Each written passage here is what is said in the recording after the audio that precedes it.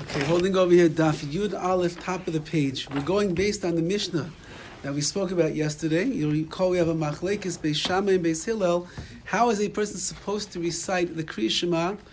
So we said over here that Beis Shammai says that when it's nighttime you lay down, and when it's morning time you stand up. And Beis Hillel said, no, that's not how you do it. Rather, it says, V'lechtecha v'derech, you go along the way, meaning you do it any way that you want to.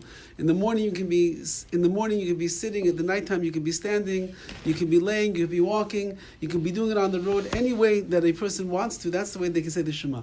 Can you say night Kriya Shema in the bed, lying down in the bed? So according to this, you would be allowed to, right? According to Beis Hillel, you can say Shema any way that you want to. Right.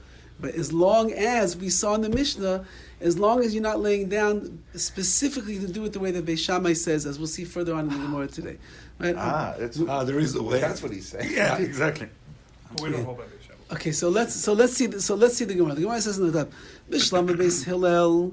We understand very good according to Beis Hillel, who says Kama Farsha Tamayhu. He explains his reasoning because it's V'lechtecha v'derech. You're going along the way, and therefore you can read the Shema in any position that you want to. The time of the Beis Shammai, and that's how he explains why it's not like Beis Shammai over there. Ela Beis Shammai, my timer. But why does Beis Shammai lo yamri ka Beis Hillel? Why doesn't Beis Shammai learn like Beis Hillel, who holds a v'lechtecha v'derech, that you can say the Shema any way that you want to? Why is he so specific over here that you have to do it at nighttime lying down, and during the daytime you have to do it standing up? So Amrilach Beis Shammai. So Beis Shammai answers back, Im Kain, if you want to say that I should learn like Beis Hillel, and I should say that you can read the Shema any way that you want, so then Im Kain Nei Makra, the pasuk should have said Ba'bayker u'be'erev, or be'erev u'ba'bayker, instead of u'b'shach b'cho v'kamecha, that when you are lying down and when you are standing up, which you are learning is talking about the time of the day, it should have said be'erev u'ba'bayker, in the nighttime in the morning. That would have taught me that we're only concerned about the time of the day that you're reading the Shema, and not the position that you're lying in. My b'shich b'cho v'kamecha. So what does it mean? B'shach v'kamecha, b'shas shchiva. At the time of laying down, when you say Shema, you lay down. Mamish, chiva mamish, literally laying down. Or b'shas kima, and at the time that you are standing up, kima mamish, you have to be standing up literally in order to recite the Shema in the right way. Beis Shammai, hayu b'lechtecha v'derech, my aviluhu. So Beis Shammai, what do you do then with the pasuk of v'lechtecha v'derech? Remember, Beis Hillel learns v'lechtecha v'derech to teach us that you can read the Shema in any position that you want to. You're telling us you have to read it at night when you're lying down, and you have to read it during the day when you are standing up. So what do you do with this verse v'lechtecha v'derech when you're going on the way? My aviluhu, v'lechtecha v'derech, my aviluhu. What do you do with that verse? So ahumi boiluhu lechetanya. It's coming to teach us the following lesson. That when you are sitting in your house, you're obligated to say the Shema. Prat la'isik b'mitzvah, to exclude a case of someone that is isik, that is engaged in doing a mitzvah. That if a person would be involved in doing a mitzvah, says Beis Shammai, they would be excluded from reading the Shema if the time of the Shema came along. And when you are going along the way, what is that coming to teach us? Prat l'chasen. That's coming to exclude a chasen, a bridegroom, a groom, on the night of his chasana. Mikan amru. And what is it? We'll see what that means. Mikan amru. From here we learn hakoines esa besula, a man who marries a virgin. Potter, he's exempt from saying the Kriya Shema. Why? As we'll see in the Gemara, because since there is a mitzvah of being bayil besulim, which means that he has to break the hymen, he has to break the signs of virginity on the first night of the chasana, he's going to be very involved with trying to perform that mitzvah, and therefore we're not going to obligate him to say the Shema. However, from there we learn, v'yas almana, but if you marry an almana, you marry a widow, so chayiv, then you'd be obligated to say the Shema, because the concentration that is needed in that chasana, in that night of the wedding, is not the same as with a virgin. My mashma, what do we hear from this? Amrav Papa, ki derech, like it says, ma derech rishus, af kol rishus. So Rav Papa says, how do we know that you're only going to be obligated to read the Shema when it's not a mitzvah, because it says in the pasuk derech. And what is derech? Derech reshus, which means those optional things that a person does. Anytime that you're doing something optional, that you're doing something voluntarily that you want to do, you're going to be obligated to say the Shema. Maybe that pasuk is saying that he's going on the derech, he's going on the way to do a devar mitzvah, to do a mitzvah. And then the Torah is telling us, nevertheless, even if you're going to do a mitzvah, you're still going to be obligated to say the Shema. Im Kain, says the Gemara, if that would be the case, that it's referring to going on your way to do a mitzvah, then the Torah should have said, when one is sitting, ubaleches, and one is going. My b'shiftecha ubalechecha. Why does it say in your sitting and in your going? It should have said a generic lashon, a language of b'sheves. When one is sitting, when one is going, then you could learn out from there whatever they're doing, whether they are sitting for themselves or whether they're sitting for the sake of doing a mitzvah. But because it says in the pasuk, it says in the pasuk over here, in your sitting, in your going, when in the way that you sit, meaning what you want to do, in the way that you want to walk. That's when you're going to be obligated to say Shema, which means, as you said, a derech shel reshus, which is optional things that you're going to do. That's when you are obligated to stop. If you're reading the newspaper, you got to stop reading the newspaper to go and to say the Shema. If you're playing sports and it's the time for a person to say Shema, you got to stop to say the Shema. Had the mitzvah, but if you're in the midst of doing a mitzvah, petiris, you're going to be exempt from the Shema, because we have a concept that oisik v'mitzvah is patur min a mitzvah. When once that you are involved in one mitzvah, so then you are exempt from doing another mitzvah. Even over here, we're saying the mitzvah of Kriya Shema. Okay, says the Gemara, if that's the case, why don't you say then that a man that is marrying an almani is marrying a widowed woman, so that's a mitzvah to get married, so therefore he should also be exempt from saying the Shema? So the Gemara answers, hi Tarid, in the case of marrying a basula, a virgin, he's Tarid, his mind is very absorbed in trying to perform the mitzvah, like we said, of breaking the hymen.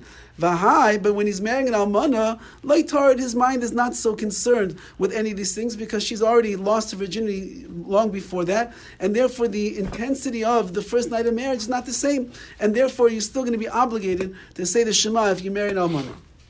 Imishum tirda, if you're going to tell us that the thing that is going to exempt a person from saying the Shema is when they have a tirda, is when they have a preoccupation in their mind with something else, so that afilu tava b'sfinasa b'yam, even if his boat is sinking in the sea, nami, he should also be exempt from saying the Shema, because if the boat is sinking in the sea and he's watching his boat go down and he's worrying and he's screaming, he's yelling, he's asking for help, so how can you ask this person who's totally preoccupied with his boat drowning to say Shema?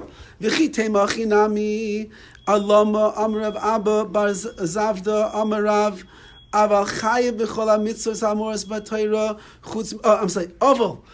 that's the case, if you want to start saying that any time that there's someone that is preoccupied with other things, we'll have another problem. The Gemara tells us the following halacha: Aval, a person that's in mourning, is chay b'chol ha-mitzvos, hamoris b'Torah. They're obligated to keep all of the mitzvahs that it says in the Torah. Chutz mina tefillin, except for the mitzvah of tefillin. Shainemar ben pe'er, because it says by tefillin, they're a pe'er, they're like a glory. Shenemar pe'erecha chavush alecha. It says over there that pe'erecha, your glory, is chavush alecha, is going to be upon you. That's what tefillin is. And in Ovel, says Rashi over here, that in Ovel, kevin the bol pe'er, v'ovel mizgoyle b'tzar, the Ovel is in tremendous pain. Ba'afar, Ein ze pe'er, and it says that he has offer. Sometimes they put, in the olden days, I guess they would put ash on their forehead, so it's not appropriate for this person to put on his tefillin, but every other mitzvah they're going to be obligated to do. Now, wouldn't we say over here, Hasam, so wouldn't we say over there that an Aval, though is Tarid, he's completely preoccupied with his mourning, so why should he be obligated in all the mitzvahs? So if he's going to be obligated in the mitzvahs, then we see then that person whose boat is drowning, or anybody that's tired, anybody that's preoccupied with other things, they should be obligated in the mitzvahs. But the chassan, we said, he's also tired, he's also preoccupied, and yet he's pater. So the Gemara says, Hasam, Over there, when it comes to the chassan who got married to a virgin that night, he's Torah to the mitzvah. His mind is preoccupied in the preoccupation of performing a mitzvah. Hacha Torah to the reshus over here by the drowning of the boat, and even by the pain and anguish that he feels over the loss of a loved one. That's tirda the reshus. That's optional preoccupation in his mind. He's not preoccupied with a mitzvah, and therefore he's still going to be obligated to perform to do the mitzvah of Kriya Shema at that time. Okay, then the Gemara says, kind of like a side thing, Beis Shammai, who said over here that you read the Gemara, that you read the Shema, whether at nighttime lying down, and you read it in the morning when you're standing up. So what is still, we didn't decide fully what he does with this pasuk uvalechtecha when he's going on the way. Beis Shammai, hahumi boilahu prat l'shluchei mitzvah. So Beis Shammai says the verse uvalechtecha when you're going on the way tells me that even someone that's a shluchei mitzvah, that they're on the way to go and do a mitzvah, which they did not yet perform the mitzvah itself, you might have thought that they're going to be obligated to say the Shema because they're not involved in the actual mitzvah itself. They're just on the way to do the mitzvah. Uvalech is when you're going on your way, you're going to be obligated. But if you're shluchei mitzvah, if you are a messenger of doing a mitzvah, then you also be exempt, according to Beis Shammai, from saying the Kriya Shema. Ubeis Hillel Amri Memei Shema Mina Da'afilu B'derech Nami Kari. So says the Gemara over here, according to Beis Hillel, that when you are B'derech B'shas Halicha, when a person is going along the way, at the time of halicha, the time of walking, he's going to be obligated to read, and he doesn't have to lay down, he doesn't have to stand up. Just going back to the original thing that Beis Hillel said in this verse over here, which is, we learn automatically from this verse that afilu derech, that even when you're going along the way, you're still going to be obligated to read the Kriya Shema in any order, in any way that you want to, which means that while you're walking, if it's nighttime, you don't have to stop. You can read the Shema any way that you want. And while you're walking, if it's the morning time, you don't have to stop and stand up. You can read any way that you want. We'll see a little bit more in the Gemara how that's going to work. I mean, like if you're in your car and you're driving and you want to say Shema. Even if you're in your car, as we're going to see in the Gemara coming up over here. Tanu Rabbanan, the rabbis taught us, Beis Hillel Oimrim. Beis Hillel says, Oimdin V'korin. Beis Hillel says you stand and you can say the Shema. Yoshvin v'korin, you sit and you say the Shema. Umatin v'korin, you lay down on your side and you say the Shema. Holchim b'derech, you going walking along the way v'korin and you read the Shema. Oisim b'malachton, you're in the middle of doing your work v'korin and you read the Shema. So Beis Hillel says there is no obligation to be in a certain position when you're going to read the Shema. Whatever it is that you are doing, once the obligation of the hour to say Shema comes upon you, you read the Shema, whatever position or whatever it is that you're doing, even if you're working. Umaisa b'Rabbi Yishmael v'Rabbi Elazar ben Azariah shay misubim b'makom echad. So we have a story over here. Rabbi Yishmael and Rabbi Elazar ben Azariah were reclining in a certain area. Rabbi Yishmael was lying down on his side. Rabbi Elazar ben Azariah is zakuf, or not on his side, whatever he was lying down. Rabbi Elazar ben Azariah is zakuf, and Rabbi Elazar was standing up. Kaven shigi is man Kriya Shema. Once that the time of Kriya Shema came along, hit the Rabbi Elazar, and it must have been the time of Kriya Shema at nighttime. So Rabbi Elazar, who was standing up, he laid down. V'zakuf Rabbi Yishmael, and Rabbi Yishmael jumped up. So Amaloi Rabbi Elazar ben Azariah the Rabbi Yishmael. So Rabbi Elazar ben Azariah, who just at the nighttime ended up laying down to say the Shema, the way that I guess the way the Beis Shammai would say it, and Rabbi Yishmael, who was laying down, now he stands up to say Shema. So Rabbi Elazar ben Azariah said, Yishmael Achi, my brother Yishmael, Amashal Lechamashal. I'm going to tell you the following parable. Now, it's a very interesting parable that he tells him. What is it similar to? It's a parable to a person who tells his friend, what a beautiful, fully grown beard you have. So the man with the nice beard says back, oh yeah, if that's the case, get the razor and get the shaver, let's get rid of this beard. Okay? Af kach ata. So says Rabbi Elazar ben Azariah, you're the same thing over here. Kozman shani zakuf, the whole time that I was standing, atamuta, you are lying on the ground. Achshav shani itasi, now that I lay down on the ground to imitate you, to show you that I like the way that you are doing the saying the Shema by lying down. Ata zakafta, you get up. So Amalai, ani asisi kedivi Beis Hillel. No, I am going according to the words of Beis Hillel. The Ata asisa kedivi Beis Shammai, and you are going according to the words of Beis Shammai, and you're not allowed to do that. V'lo oid. Because if I would remain lying down, and after you lay down next to me, my Talmidim, our students would think that we're going like Beis Shammai, which you're not allowed to do, and they would think that that's the halacha for all generations. What does it mean? Why does the Gemara say over? Why did Rabbi Yishmael have to say back to him? And not only, meaning he's saying simple. The reason that I got up is because I don't want to look like I'm doing like Beis Shammai, because you can't do like Beis Shammai.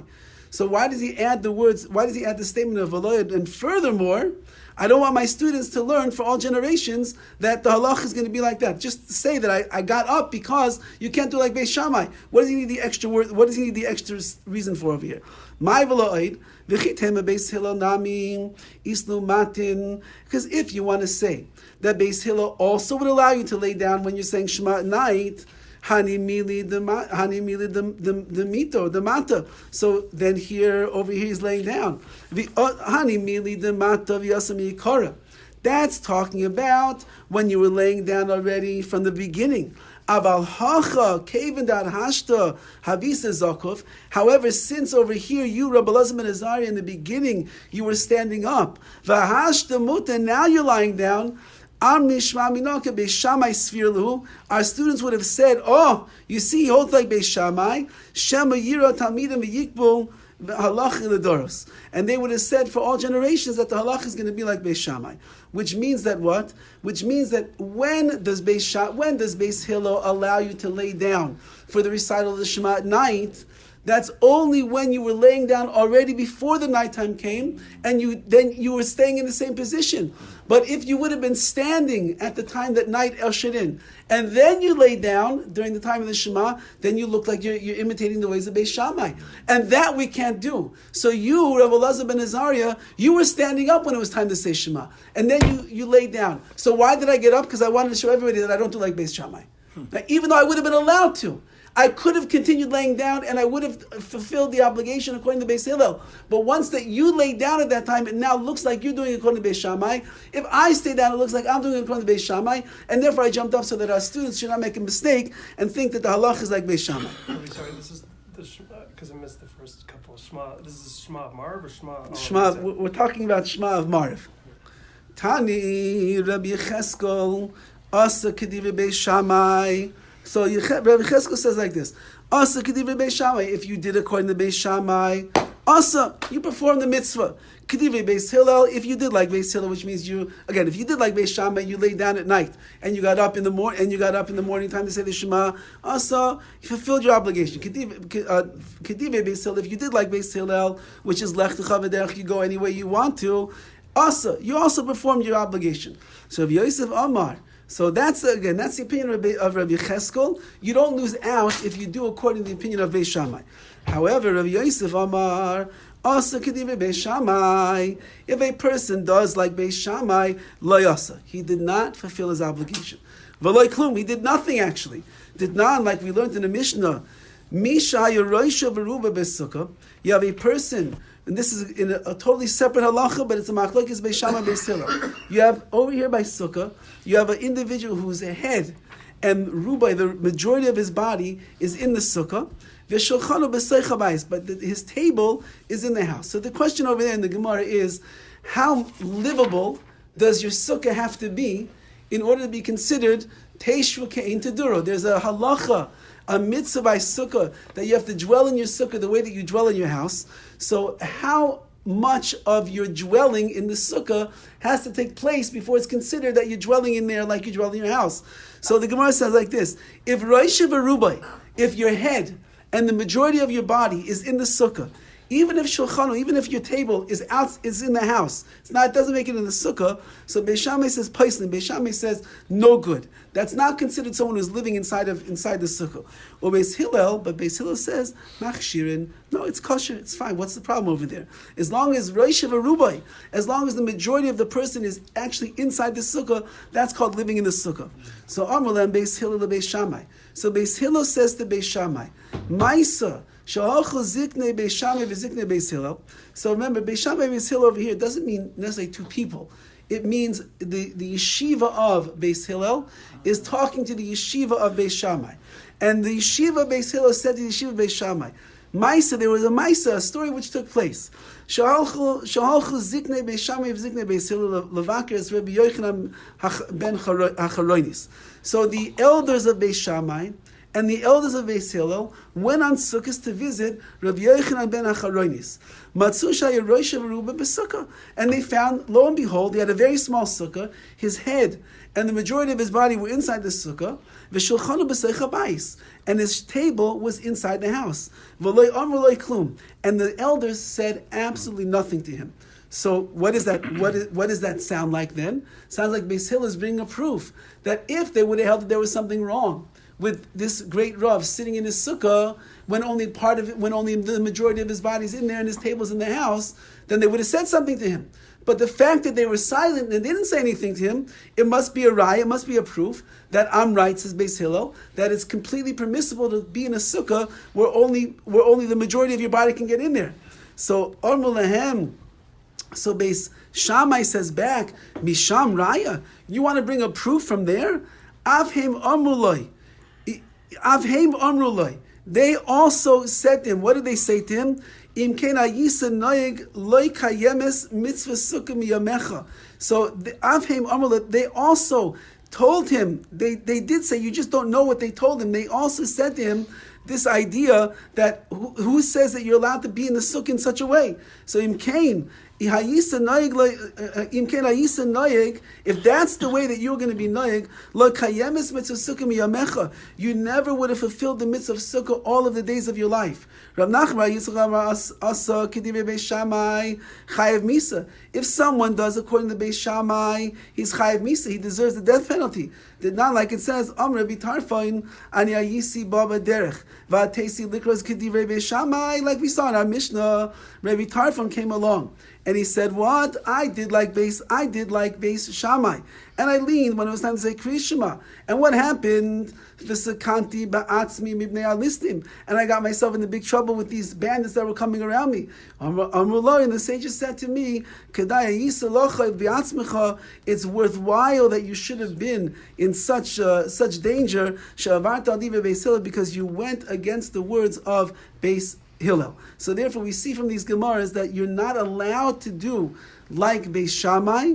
You have to do according to Beis Hillel, and that's Gemaras later on in Eruvin over there that says that we paskin halachas between Beis Shammai and Beis Hillel. Always we go according to Beis Hillel, and therefore over here we're saying the same thing, that the halach is going to be like Beis Hillel, which means ubelechtucha v'derech, means that you can recite the Kriya Shema in the morning and in the evening in any position, in any way that you want to. Says the Mishnah Vayter, B'shachar mevarach shtayim. In the morning time, a person makes two brachas lefanea, two blessings before the Shema. V'achas le'achareha, and he makes one blessing after the Shema. Yeah? There's birchas kriya shema, which means there's the blessings before and the blessings afterwards. Says the Mishnah, there are two blessings that you make of the Shema beforehand, and v'achas le'achareha, there's one blessing you make afterwards. Ube'erev, and at nighttime, mivarech shtayim lefaneh, you make two blessings beforehand, v'shtayim li'achareha, and there are two that you make afterwards. Achas arucha, one of the blessings one of the blessings is arucha, one of the blessings is long. The achas kitsara, and one of the blessings at nighttime before the Shema is short. So what is the one that is long and what is the one that is short? So Rashi says ashtayim li'achareh the arvis koi, that is what emes ve'emuna. One of the blessings is emes ve'emuna. That's the long one. If you look inside your city, you'll see that. And the Ketzar is Hashkivenu. Hashkivenu is relatively short, which is the second bracha that's after Shema. It's relatively short compared to the first one. Says the Mishnah, Makoim she'amru laharich ein rishon lakatzer. In a place where they said you should make a long blessing, you're not allowed to make it short. L'katzer, in a place where they said you have a short blessing, ein rishon laharich, you're not allowed to make it longer. Lachtaim, in a case where they said to make a chasima, to have a conclusion to that bracha, which means you have a bracha that says Baruch Atah Hashem at the end of the bracha, ein rishon lo lachtaim. You're not allowed to change the nusach, to change the words of the bracha and take out the final Baruch Atah Hashem, the final blessing. If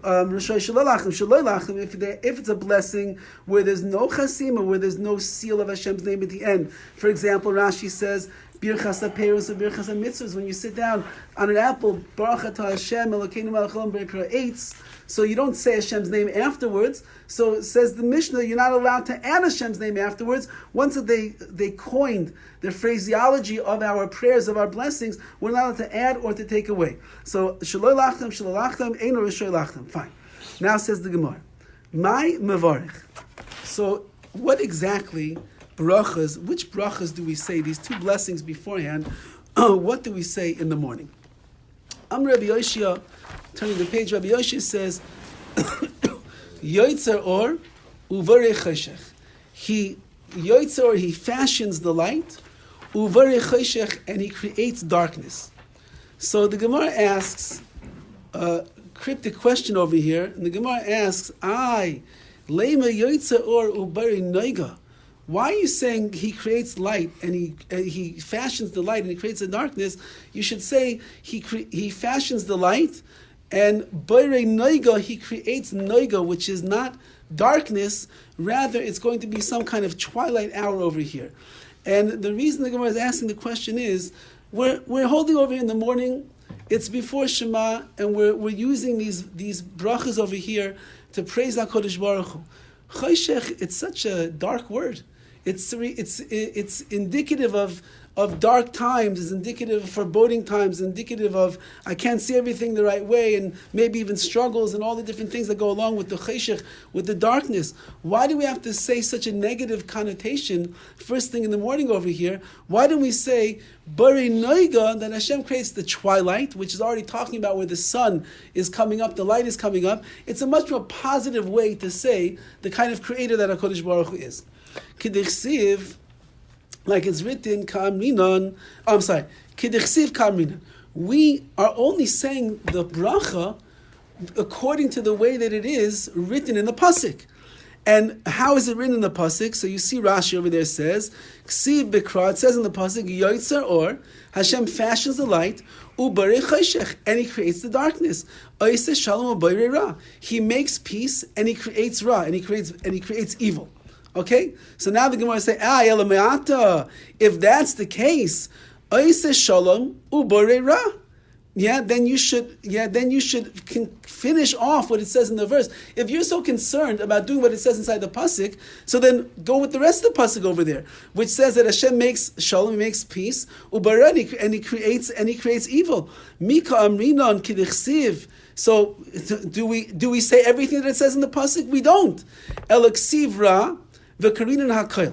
Rather, it says ra, it says evil in the pasuk, but what do we say? We say the words hakoil, meaning borei choshech. It says because it says yotzor borei choshech.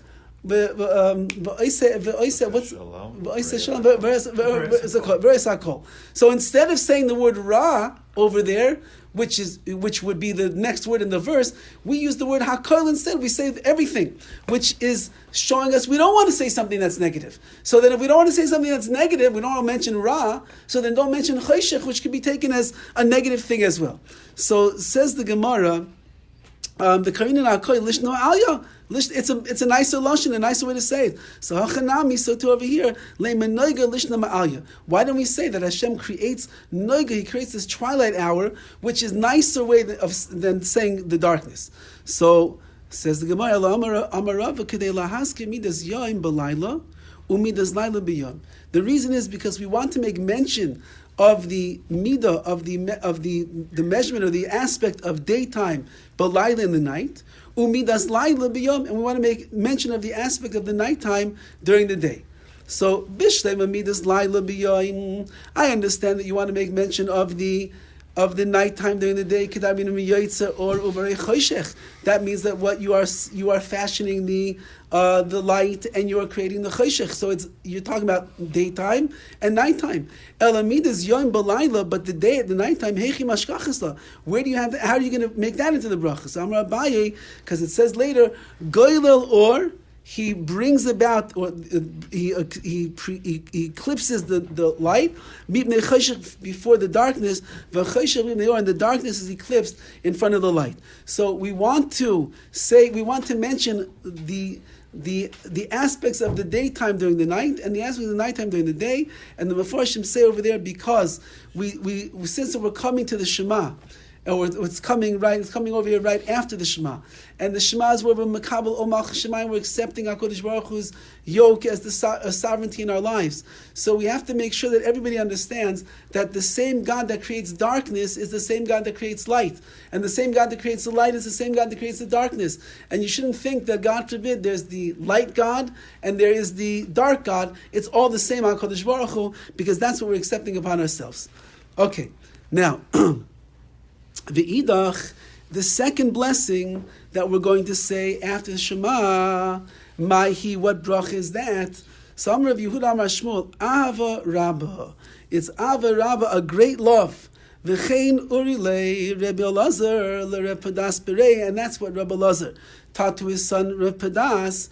Ava Rabba. You give the second blessing over there is Ava Rabba, the great love. Tanya nami hachi einomi avas olam ela avarabba. We learned also you don't say the blessing avas olam, the love of the world that Hashem has, ela avarabba. Rather you say avarabba, the great love that Hashem has for Klal Yisrael. Rabbanan Amri, but the Rabbanan said no, avas olam. You're going to say the blessing of avas olam, the eternal love, the love that Hashem has of the world. V'cheinu oimer ve'afta ve'avas olam avticha. Like it says over there, HaKadosh Baruch Hu says to you, I loved you, this eternal love, and therefore meshachticha chesed, therefore I've drawn unto you with chesed, with kindness. So Amar Rav Yehuda Amar Shmuel, Hishkim lishnais ad sheloi kara kriyas Shema. If a person got up in the morning and they started learning ad sheloi kara kriyas Shema tzarich levarich.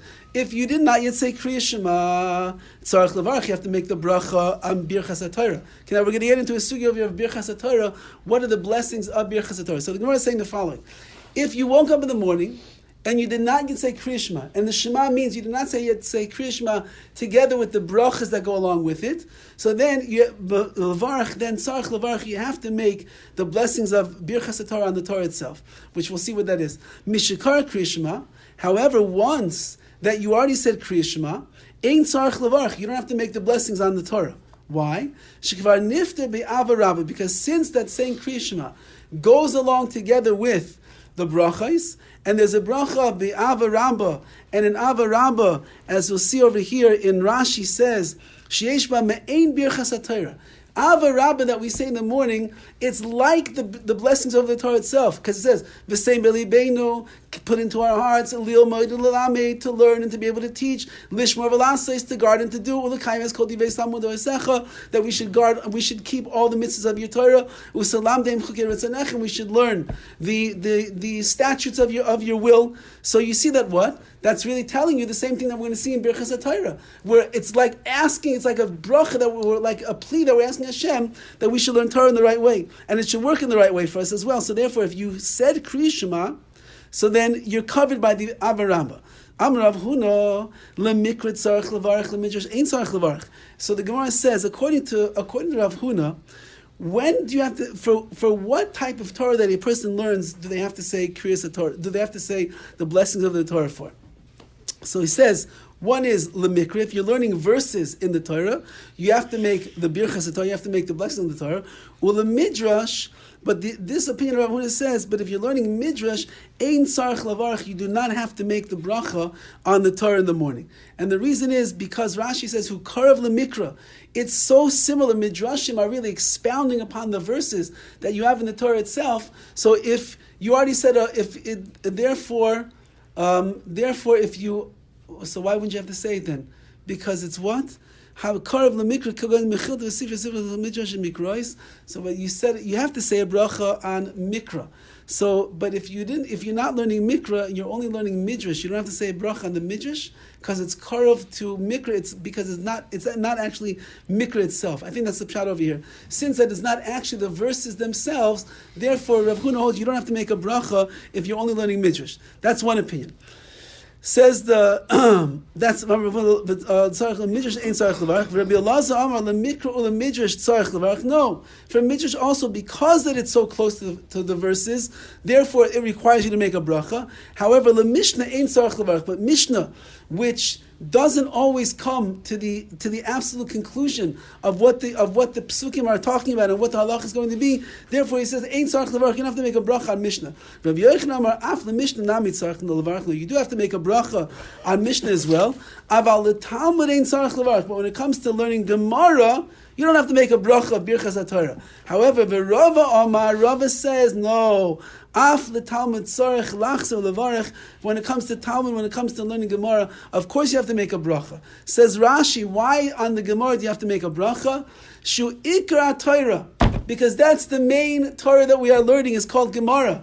Rabbi said we're learning the main Torah over here when we're learning about Dafyomi together. Shemimenu hayra yotza, because the halacha is derived from the back and forth that takes place inside of the Gemara. Gemara hainu svaras taimei Mishnah, says Rashi. It's the logical understanding of the reason of the Mishnah. V'tirutz mishnayos and when you have certain mishnayos that cancel each other out, that are contradictory to each other, the Gemara is coming to resolve the contradictions. So you can't live without Gemara. And therefore, of course, you have to make a bracha on the Gemara. V'Rava Amar, af l'tam, fine.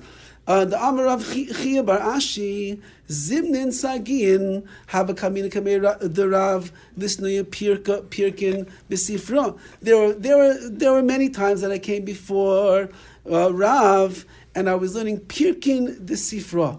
Besifra. I was learning these chapters in the Sifra, which is a work of Torah Shebal Peh. The Beirav, the Sifra, the Beirav. Have a makdim v'koymashi yadei. So what would Rav do? He would. So what would Rav Ash? Right. So what would Rav do? Rav would excuse himself. He would wash his hands. Ubarach, and he would make the bracha of Birchas HaTorah. Umasni lo pirkin, and then we would begin learning. So he wants to bring a raya that on the Torah Shebal Peh, on the oral Torah, yes, in fact, a person is going to be obligated to say Birchas HaTorah. My mevarich. So what do you bless on Birchas HaTorah? What do we actually say? So Am Rabbi Yehuda, Amar Shmuel, Asher Kedishan v'mitzvaysa v'tzivanu la'asaik b'divrei Saira. Blessed be Hashem who has commanded us la'asaik to be engaged in the study of Torah. And of course, all the Meforshim point out over here, the asek is a business. It doesn't mean learning. Asek means a business. So that means that you have to make the Torah your business. Just like a person, he eats and he sleeps and he breathes. He thinks all about his business, how to make more money, how to be successful, how to get a good name out there in the world. So too when it comes to Torah, a person has to be asek. They have to be involved in their Torah as if they're business. Rabbi Yochanan Mesayimba, and Rabbi Yochanan would complete the bracha with the following words: Ha'arev na Hashem Elokeinu as divrei sarasecha b'finu v'fiyos amcha. Hashem, make the words of Torah sweet in our mouths, in the mouths of your nation, Beis Yisrael. V'ni anachnu v'tzetzeinu v'tzei amcha, and we and our grandchildren, our great grandchildren, your nation of Klal Yisrael. Amcha Beis Yisrael. Kulanu yodei shemecha. We should all know your words. V'oiskei sorasecha, and we should be involved in the study of Torah. Baruch atah Hashem ha'malamei Torah la'amo Yisrael. That blessed are you, HaKadosh Baruch, who teaches the Torah to Amo Yisrael, to his nation. Rashi says over here, what does it mean? The sweetness. Ya'arvu aleinu. Make it sweet to us. La'asek behem me'ava. That we should want to be engaged in the study of Torah me'ava, from love. A person who doesn't enjoy learning, he'll never want to learn. So the bracha that we are asking from HaKadosh Baruch in the morning is, make it sweet, make it geschmack, make me want to enjoy it, so that I'll continue learning and learning and learning and learning. I had a Rebbe in Baltimore, Rav Kalevsky's outside, when fathers would bring their children to Rav Kalevsky for a bracha, they would say, no, I give my child a bracha, be a Talmud Chacham. I can't give your child a bracha to be a Talmud Chacham, a Torah scholar. If he becomes a Torah scholar, that's up to him. He has to sit and learn. But I will give him a bracha that the Torah should be sweet. Because if the Torah is sweet and it's geschmack, as we say, then he'll want to keep learning and learning and learning and become a Talmud Chacham. That bracha's not exactly how we say it in the Siddur, though. Okay. I'm saying I wasn't, because Pretty close. Right. Pretty close. Yeah? Okay. V'Rav Hamnuna Amar Asher Bachar Banu Mikol Amim. And Rav Hamnuna says, Asher Bachar Banu, that you have chosen us Mikol Amim, from all the nations of the world. V'Nasan Lanu Es Torasai. And because that you chose from all the nations, you gave us your Torah. Baruch Atah Hashem, Noisen HaTorah. Blessed are you, Hashem, the Noisen, the giver of the Torah.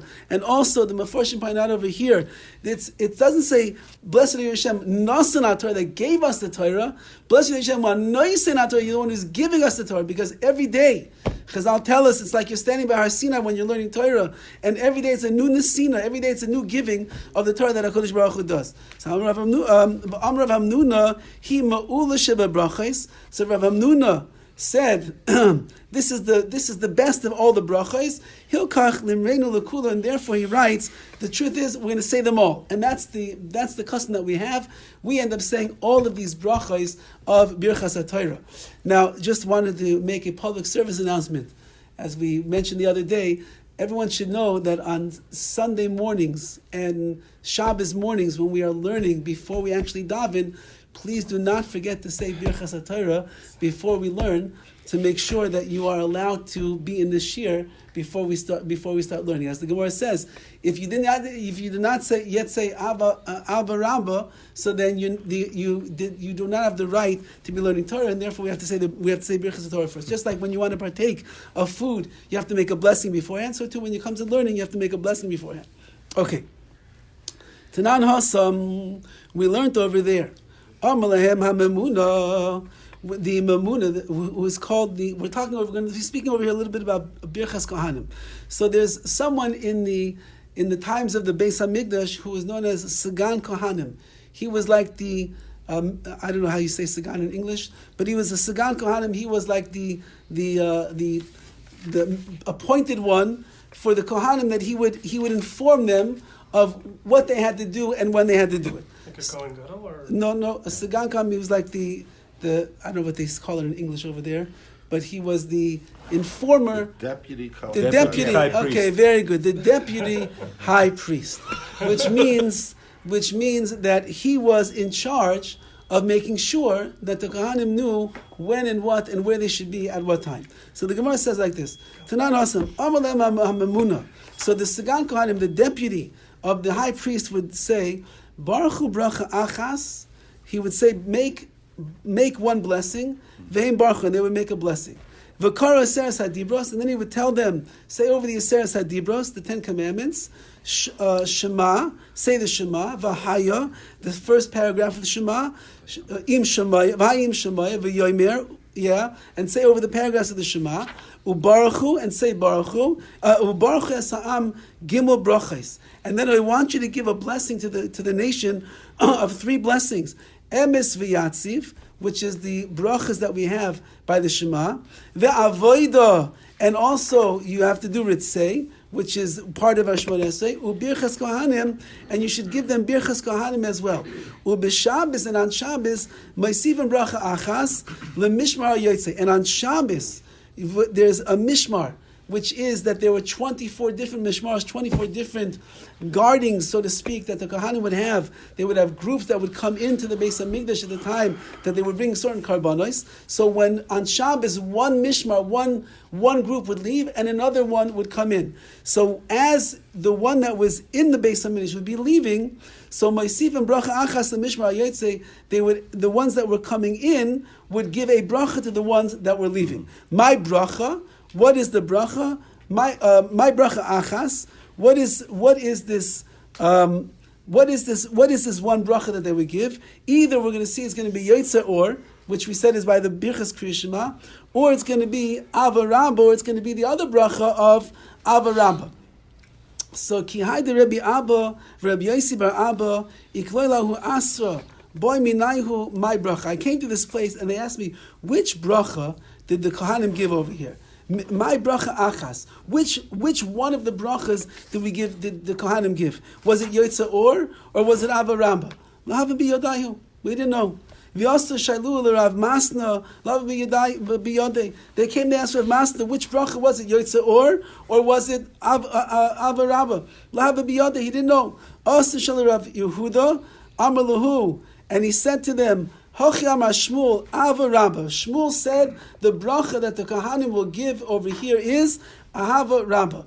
V'amar Rabbi Zvika, Amar Rabbi Ami, Amar Rabbi Shimon ben Lakish, Yotze Or. No, who said it's Ahava Ramba?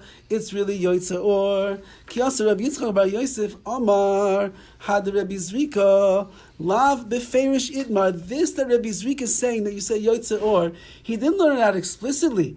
Ela Michlali, he learned it out from an inference, Itmar. So what does that mean? The Amr Rabbi Zvika, Amr Rabbi Ami, Amr Rabbi Shimon ben Lakish, Zois Omeris. This is what it says. Brachais ein ma'akvei zu et zu. We have a concept that blessings are not ma'akiv, do not prevent one from the other. Which means that if I said one bracha, and I didn't say the other one, I would still be allowed to say the one bracha without saying the other one, and I would still get the reward of saying one bracha, even though there's two brachas that I'm supposed to say, Yotzer Or and Ava Ramba. If I only said one and I didn't say the other one, it doesn't disclude and it doesn't preclude the mitzvah that I got for saying the one bracha that I said. So it's always a meres brachas in ma'akva zu ezu. Iyamar b'shlem Yotzer Or. If you want to say the bracha that they're saying is Yotzer Or, Havu Amri, Hainu, the brachas, ein ma'akvay zu ezu. That's how I would understand that that brachas are not ma'akav one over the other. Ein ma'akvay zu ezu. The loikai Amri Ava Ramba. Because it says like this, how does this work in the Gemara? That if it's really the time that you're saying Yotzer Or over here, so Yotzer Or means that it has to be light time already, and the reason that you're saying Yotzer Or is because it's now the appropriate time for you to say the light Amri Ava Ramba, and therefore you could say Yotzer Or, and you don't have to say Ava Ramba. So therefore you see a raya, you see a proof from over there that brachas are not ma'akiv, brachas are not preventing one from being said to the other. El Iyamar Ava Ramba. But if you want to learn out from these words of Chazal, from these words of the sages, that the blessing they said was Ava Ramba, Havu Amri, I would have said, my brachas, ein ma'akvei zu ezu. Why do you want to bring me a proof over here that blessings do not prevent each other from being said? Dilma, Amri Yotze Or. The reason maybe why they didn't say Yotze Or yet, that Hashem fashions the lights, is Mishum Deloi Matas Man Yotze Or. It's because it's not daytime out yet. So the reason that they couldn't say Yotze Or was because it's not daytime yet, and that's why they had to say Ava Rabba first. However, Chimatas Man Yotze Or, but when the time to say Yotze Or, which is talking about the lights coming up, Hava Amri, then they would have said it. So therefore, you can't bring me a raya over here. You cannot bring me a raya over here, Rav Shimon Lakish, and tell me, or Rav Zika, you can't bring me a raya, Rav Zika, that just because they said Ava Rabba, that's a proof that brachas are not, they don't hold each other back from being said. Maybe the reason that they said Ava Rabba is because it wasn't the time yet to say Yotze Or, which means because it's a blessing that's going on the light, and it wasn't light time yet. But of course, once that the light would come, then they would be obligated to say Yotze Or, and therefore it's no proof at all. So the Gemara says, V'i michlala mai, so what? So Rav Zika learns that from an inference. Why does it bother you? Di michlala la'olam ava rabba havu amri v'chimat zman Yotze Or havu. Because if you want to learn out from an inference, then I would have said you're supposed to say the words ava rabba first, and when you get to the time of Yotze Or, that's when you're going to end up saying Yotze Or. Zaman Yotze Or havu amri. Umay brachas ein ma'akva zu ezu, say the bracha. So then what does it come out? It comes out like this. It comes out that really the blessing that they would say, the Kohanim would say, was Ava Rabba. And the only reason they said Avarab was because they were saying it early and it wasn't time yet to say Yotze Or. But when the sun would come up, then they would have to say Yotze Or. And when they would say Yotze Or, so you see that what the Berachos really are Mi'akif. Because you wouldn't be allowed to say one without saying the other. That's why you have to say it. So then but the Gemara said over here that they are Ma'akif, they do block each other from being said. So the Gemara says, no, a different answer. Seder Berachos, the order of the blessings is not Ma'akif. It means it doesn't preclude you from being able to say the blessings in the wrong order. Which means even though that in the Siddur, and even though the way that we say it is Yotze Or comes first, and then Avarabba, but if it's not yet the time to say Yotze Or, which is a blessing on the light time itself, because it's still dark outside, so then you would say Avarabba first, and after you say Avarabba, then once the light comes up, you'll say Yotze Or. It's out of order. It's not the way that's written in the Siddur. That's what the Gemara is coming to teach us. Even if you say brachas out of order, you'll still be able to say the brachas out of order, and you'll still get the mitzvah points for saying both of the brachas. Yashakayach. No.